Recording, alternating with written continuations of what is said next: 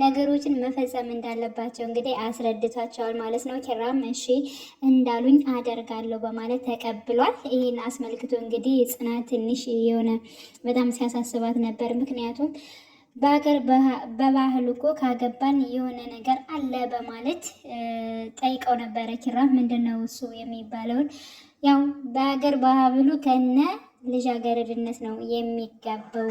ከዚህ አንጡልን የደሙን ሻሺ የሚባለውን ወግ ባህል ያን ነገር መሆን መቻል አለበት በማለት እንግዲህ ጽናት ለኪራ አስረድተው ነበረ። ችግር የለውም እሱንስ ቢሆን እኔ አይደለሁ የወሰድኩኝ፣ ስለዚህ ቆይተን እናስብበታለን በማለት እንግዲህ ኪራ መልሶላታል ማለት ነው። ሌላው እንግዲህ ጽ እና ክብሩ ናቸው። ሰኒና ክብሩ እጅግ በጣም ማለት ነው አሁንም እየተፈካከሩ ይገኛሉ ማለት ነው። ቤት አስጸድተዋለች፣ ምግብ አሰርተዋለች። ከዛ ወረቀቱንም እንግዲህ በጭፈት አመታ ሰጥተዋለች ማለት ነው። እና ሌላው ግን ክብሩ ቅዱስ በጣም እንትን እያለው ነው። ስለዚህ ሰኒ ቅዱስ ሳይወስዳት አይቀርም የሚል ሀሳብ አለኝ እኔ ማለት ነው። ምክንያቱም በጣም እሷን ካየ በኋላ በጣም ብዙ ማውራት ወይንም ደግሞ ብዙ እንትን ማለት የሚችል ልጅ አሁን ጸጥ ብሏል። ምን ሆነ ነው አብስተዋል ማለት ነው። ጽናትም ምን ሆኖ ነው ትላለች። ኪራም እንደዚያው ቅዱስ ምን ሆኖ ነው እንደዚህ ሆኖ ባንዴ የፈዘዘው ምን ነክቶት ነው በማለት እንግዲህ አይተናል። ከክብሩም ጀምሮ ማለት ነው። ለምንድነው ምን ሆኖ ነው እዚህ ጋር የቆምከው በማለት ዘበኛ ተቀጥሬ ነው በማለት እንግዲህ ቅዱስ መልሷል። ስለዚህ ለየት ያለ ጸባይ ቅዱስ አሳይቷል። ማንን ካየ በኋላ? ሰኒን ካየ በኋላ ለየት ያለ ጸባይ አሳይቷል ማለት ነው። ስለዚህ እንግዲህ ሰኒን ሳይወዳት ሳያፈቅራት አይቀርም። ክብሩ ተበላ ማለት ነው። ሲቀጥል እንግዲህ እነ ጽናት እና ኪራ ሁላቸውም እነ ናሆሚ ተሰብስበው እንግዲህ ስለ ሰኒ እየመከሯት ነበር። ለምንድን ነው አንቺ አሁን ላይ ጓደኛ ሳይኖርሽ ጓደኛ አለኝ ብለሽ እንደዚህ ራሽን አሳምነሽ ቀለበት አድርገሽ መሆን የለበትም። ወደ ትዳር የግድ መግባት አለብሽ።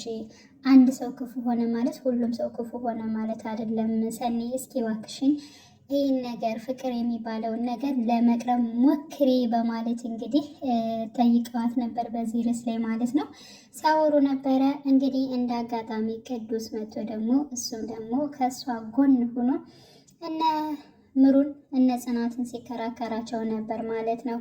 እና ይህን ርዕስ ሲያነሱ እጅግ በጣም ተናዳ ስለነበር ሰኒ ያው ወታ ትሄዳለች።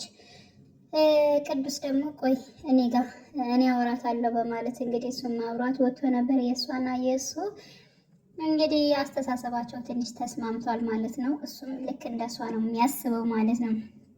አሁን ላይ ፍቅር ይሄን ያክል እንዳልሆነ ሲናገር አይተናል። ግን ደግሞ እውነተኛ ፍቅር እንዳለም ደግሞ ሰኒ ስትናገር ነበር ማለት ነው። ስለዚህ ሴቶቹ ብቻ ሳይሆን ወንዶች ላይም ችግር አለ በማለት ስትናገር አይተናል ማለት ነው።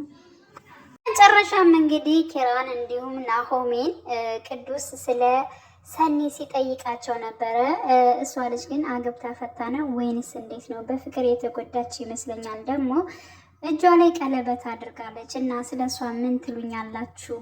እንዴት ነሽ? በማለት እንግዲህ ስለ እሷ ጥናት እየጀመረ ነው ማለት ነው። ጋይስ እንግዲህ ክብሩ ተበልቷል እላችኋለሁ እና ያው እስኪ ቀጣይ ፓርት ምን እንደሚሆን ሁላችንም ያው የምንጠብቅ ይሆናል ማለት ነው። በነገራችን ላይ ከቅዱስ ጋር ነው የምትግባባው ብዬ አስባለሁ። እዚህ ጋር ክብሩም አለ አይታወቅም። ለማንኛውም የዛሬ ፕሮግራሜ ይሄንን ይመስል ነበር። ውድ ቤተሰቦቼ በያላችሁበት ሰላማችሁ ይብዛልኝ። ለቤት አዲስ የሆናችሁ ደወል ምልክቱን በመጫን ቤተሰብ ይሁኑ ለማለት እወዳለሁ። ባይ